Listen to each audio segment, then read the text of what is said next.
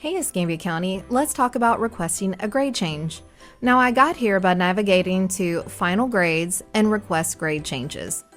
On the screen, any previous grade change request you've made, you're going to see it here.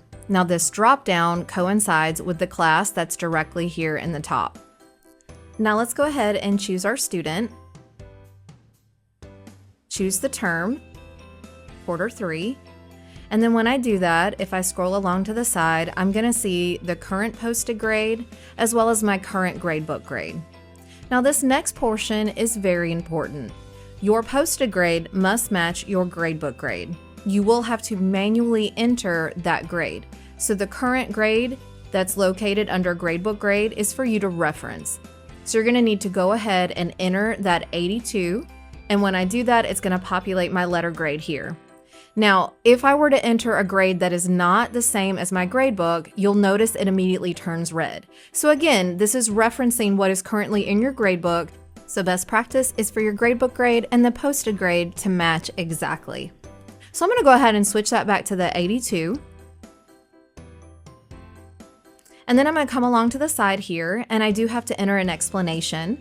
So I'm going to say that I allowed this student to complete some makeup work. So I'm going to type that in here. And a little teacher tip, if you're entering multiple grade change requests for the same reason, go ahead and select and copy this so that you can just paste it and you don't have to type every single time.